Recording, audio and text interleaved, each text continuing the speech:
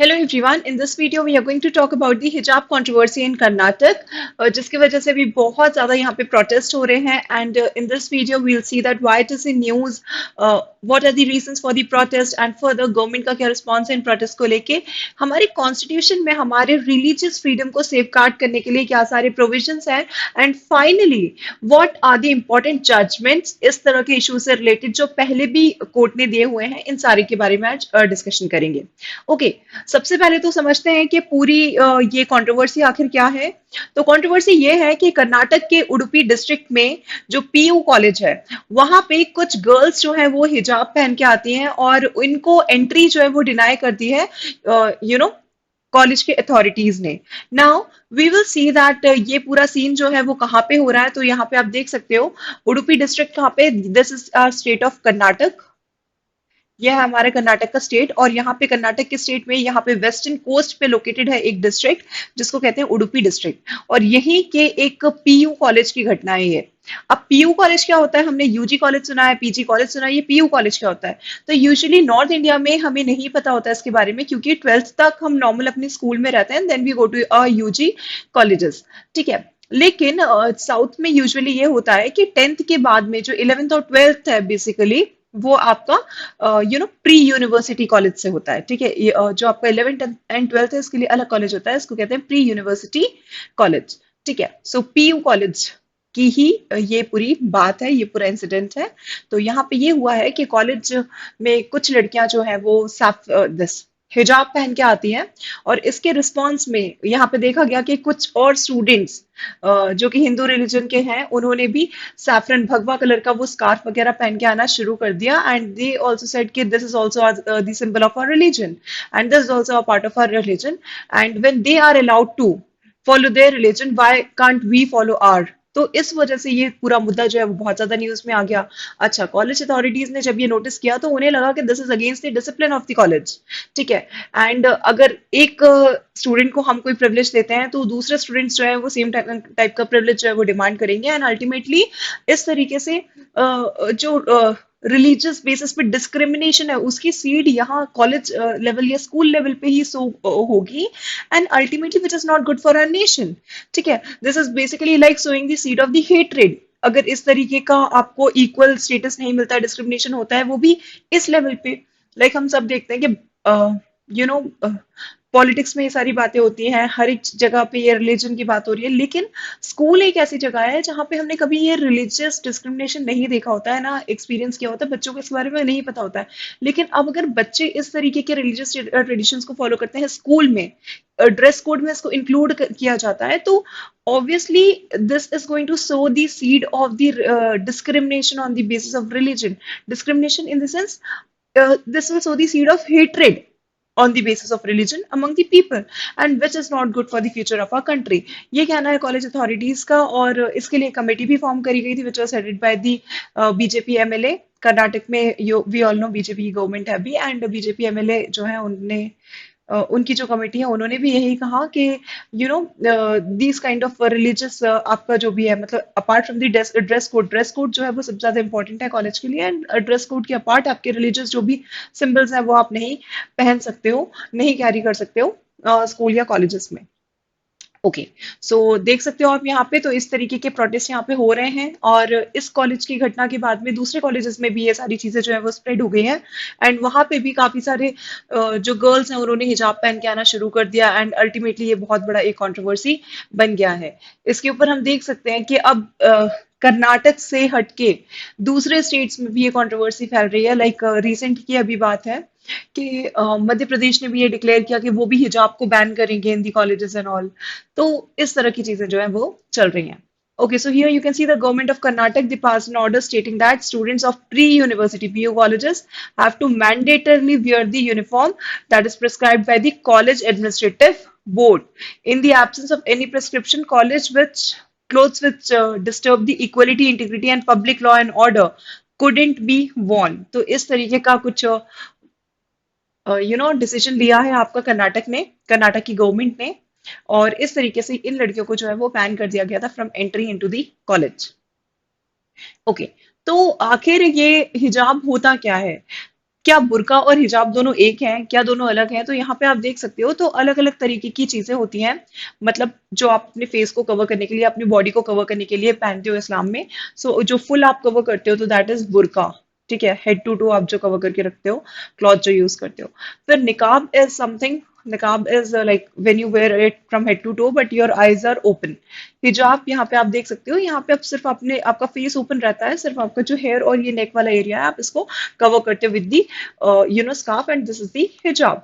So basically मुस्लिम women's जो है वो इस तरीके की वो इस तरीके का हिजाब जो है वो कैरी करती हैं।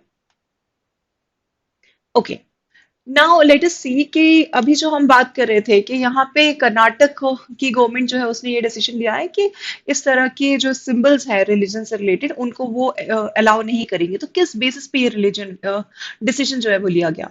तो यहाँ पे कर्नाटक एजुकेशन एक्ट है जो कि पास हुआ था इन द ईयर 1983।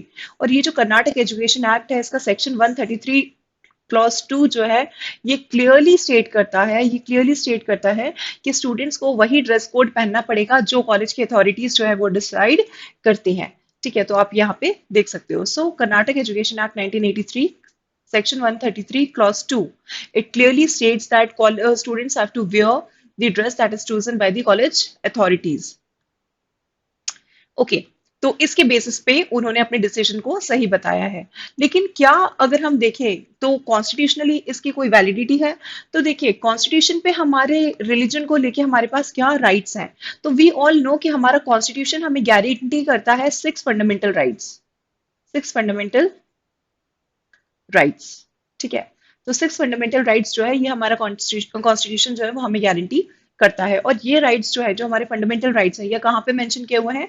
तो ये हमारे कॉन्स्टिट्यूशन के पार्ट 3 में मेंशन किए हुए हैं। Article 12 to article 35, they deal with the fundamental rights of the people, ठीक है, ऑफ द इंडियंस। नाउ इस आर्टिकल 12 से लेके आर्टिकल 35 में हमारे 6 फंडामेंटल राइट्स के बारे में मेंशन किया हुआ है। And out of these 6 fundamental rights, that is you know right to equality, right to freedom of expression, right to against cultural and educational rights, and then comes your this right to religion, constitutional and uh, right to constitutional remedies, right against exploitation. तो ये 6 जो है वो हमारे fundamental rights हैं जो कि article 12 से लेकर आर्टिकल 35 तक मेंशन किए हुए हैं। जिसमें से हमारा right to freedom of religion जो है ये कहाँ पे मेंशन किया हुआ है? ये आर्टिकल 25 से लेकर 28 में मेंशन किया हुआ है। तो यहाँ पे आप देख सकते हो article 25 to 28, part 3 of the Indian constitution that deals with the right to freedom of religion. ठीक है, अब इन आर्टिकल 25 में से 28 में तक जो हमारा राइट टू फ्रीडम मेंशन्ड है, इसमें से हमारे लिए इंपॉर्टेंट कौन सा? हमारे लिए इंपॉर्टेंट है आर्टिकल 25 का क्लॉज 1। ठीक है, सो मेनली आर्टिकल 25 स्पेशली उसका जो क्लॉज 1 है ये किस बारे में बात करता है? ये बात करता है about the constitution that guarantees the freedom of conscience and the right freely to profess, practice and propagate the religion। ठीक है, तो आर्टिकल 25 का क्लॉज ए जो है ये हमें फ्रीडम, क्लॉज 1 जो है ये हमें फ्रीडम देता है कि हम अपने रिलीजन को प्रोफेस कर सकते हैं, प्रैक्टिस कर सकते हैं और प्रोपगेट कर सकते हैं अपना रिलीजन्स। और हमारे रिलीजन की जो कस्टम्स हैं, ट्रेडिशंस हैं, उनको फॉलो कर सकते हैं। जो भी इंटीग्रल प्रैक्टिसेस हैं उनको फॉलो कर सकते हैं। और यही रिलीजियस प्रैक्टिस को फॉलो करने की फ्रीडम से हमें फ्रीडम मिलती है to wear our the symbols of our religion. ठीक है, तो इसी के बेसिस पे हम देखते हैं कि काफी सारी जो ये जो लड़कियां हैं इनके पेरेंट्स से भी पहले बात करने की कोशिश की गई, उनके पेरेंट्स भी नहीं माने, और अल्टीमेटली इन्होंने जाके जो कर्नाटक हाई कोर्ट है वहां पे केस फाइल कर दिया। ठीक है, वहां पे पिटिशन फाइल कर दिया। ठीक है, तो this is all about it. इसके अलावा दूसरे आर्टिकल्स अब जब बात निकली है तो मैं इसके बारे में भी डिस्कशन कर लेते हैं। सो आर्टिकल 26 बात करता है religion freedom to manage the religious affairs public but which are subject to public order, morality and health. ठीक है, public order, morality and health मतलब सर्टन रेस्ट्रिक्शंस हैं। कोई भी आप you can manage your religious affairs but they should be within the domain of the public order, morality and health, मतलब इनको इनके अगेंस्ट नहीं होना चाहिए। आर्टिकल 27 जो भी आप अपने रिलीजन के प्रमोशन के लिए पेमेंट करते हो वो टैक्स फ्री होनी चाहिए। तो इसका भी ये भी आपके कॉन्स्टिट्यूशन में मेंशन्ड एक राइट है आपका। ठीक है, article 28 it talks about the freedom as to attendance at the religious instructions और रिलीजियस वर्शिप। ठीक है, जो भी इन सर्टेन एजुकेशनल इंस्टीट्यूशंस। फिलहाल अगर हम बात करें जो पिटिशन फाइल हुई है वो किसके तहत हुई है, आर्टिकल 25(1) के वायलेशन के लिए। Okay, so because religious practice को फॉलो करने से यहाँ पे मना किया गया है। ओके, सो रिसेंटली अगर हम देखें तो मलाला यूसुफजई जिन्होंने 2014 में नोबेल पीस प्राइज भी जीता था, तो बहुत ही फेमस सोशल एक्टिविस्ट हैं। उन्होंने भी इसके ऊपर क्वेश्चन किया है कि like this is ruining the India and she has really condemned this thing which जो चीजें वहां पे हो रही हैं, and she is also saying कि भाई ये सारी चीजें नहीं होनी चाहिए, रिलीजियस प्रैक्टिसेस फॉलो करने का सबको राइट होना चाहिए। चलिए, अब इन सारे मुद्दों पे क्या ये मुद्दे पहले कभी नहीं उठे हैं? तो ऑब्वियसली हुए हैं, क्योंकि देखिए, अब कोई फीमेल है, ठीक है, उनकी शादी हो गई है, ठीक है, और उनको उसके बाद में पढ़ाई करनी है। अब वो वहां पे मांग में सिंदूर भर के और गले में मंगलसूत्र पहन के जाएंगी। उनको कहा हुआ है इतने आपको चूड़े पहन के आने हैं। तो ऑब्वियस सी बात है, ये उनका रिलीजियस फ्रीडम है। ठीक है, जो मुस्लिम मेंस होते हैं, ठीक है, यहाँ सिर्फ हिजाब की बात नहीं हो रही, मेंस होते हैं, तो उनको उन्होंने यहाँ क्या बियर्ड ग्रो करना। तो ये सारी चीजें, ये मुद्दे हमेशा आते रहे हैं। ठीक है, जिसमें से एक बहुत ही फेमस है, जैसे हम 2015 की बात करते हैं, तो यहाँ पे हम देख सकते हैं जो प्री मेडिकल एंट्रेंस एग्जाम हुआ था, तो यहाँ पे भी प्रिस्क्राइब किया हुआ था कि there should be light clothes with the half sleeves and कोई बड़े बटन्स, ब्रोचेस, बैग, बैजेस, ये सब चीजें नहीं होनी चाहिए। ठीक है, and then admitting the argument of the CBSE के इस आर्ग्यूमेंट को एक्सेप्ट भी किया गया that the rule was only to ensure that the candidate would not use the unfair methods by concealing objects within clothes। Like उन्होंने ये कहा कि भाई ऐसा नहीं होना चाहिए कि आपने कवर करके खुद को रखा हुआ है किसी ना किसी तरीके से, और उसमें आप कैरी कर रहे हो किसी तरह की चेट या कुछ भी ऐसे अनफेयर मीन्स। ठीक है, एग्जाम में अनएथिकल मीन्स ऐसे आप यूज कर रहे हो। तो इन चीजों को बस अवॉइड किया जा सके, इसके लिए हमने ये सर्टेन इंस्ट्रक्शंस जो है वो प्रिस्क्राइब किए हुए हैं। ठीक है, the Kerala high court directed the CBSE to put in place additional measures for checking students who intend to wear a dress according to their religious custom but contrary to the dress code। ठीक है, तो यहाँ पे भी हम देख सकते हैं कि ये मुद्दे जो है वो आज से नहीं उठ रहे हैं, वो 2015 में भी ये वाला मुद्दा उठ चुका है। इनफैक्ट अगर इसके बाद में हम बात करते हैं तो यहाँ पे एक और केस है 2016 का, Aamna Bint Bashir versus CBSE.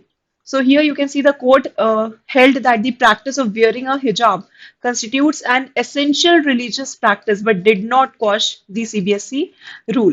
The court once again allowed for the additional measures and safeguards put in place in 2015. However, on the issue of a uniform prescribed by the school, another bench ruled differently in Fatima Tasneem versus State of Kerala. A single bench of Kerala High Court held that collective rights of the institution would be given primacy over the individual rights of the practitioner। ठीक है, तो यहाँ पे हम देख सकते हैं कि पहले काफी सारे ऐसे डिसीजंस रहे हैं जिसमें क्या कहा गया, जिसमें सीबीएसई जो है उसको भी मान्यता दी गई, उनके आर्ग्यूमेंट को भी कंसिडर किया गया। लेकिन यहाँ पे आप क्लियरली देख सकते हो, सॉरी, ओवर रूल किया गया, लेकिन यहाँ पे आप क्लियरली देख सकते हो कि कई सारे केसेस ऐसे भी रहे हैं जहाँ पे ये एक्सेप्ट किया गया कि भाई इंस्टीट्यूशन में अगर आप जा रहे हो, सो इंस्टीट्यूशन में अगर आप जा रहे हो आप अपने चॉइस से जा रहे हो। ठीक है, तो obviously you are suppose to follow the rules of the institution. ठीक है, so in that case the rights of the institution, ठीक है, will given the primacy over the individual rights. Now यहाँ पे हमने एक टर्म देखी थी, एसेंशियल रिलीजियस प्रैक्टिसेस की बात की गई है। तो भी एसेंशियल रिलीजियस प्रैक्टिसेस क्या है? तो 1954 में आप देख सकते हो सुप्रीम कोर्ट ने कहा था इन this Shirur Mutt case that the term religion will cover all the rituals practices which are integral to the religion. Integral मतलब, इंटीग्रल का मतलब ये होता है कि देखिए काफी सारी चीजें ऐसी हैं जो कि सिंबल है रिलीजन का। अब अगर कोई हिंदू रिलीजन में आप देखते हो कि कोई प्रीस्ट है, ठीक है, तो अगर वो टीका लगा रहा है, मतलब कोई भी नॉर्मल इंसान जो है वो टीका लगा रहा है, तो फिर ये क्या है?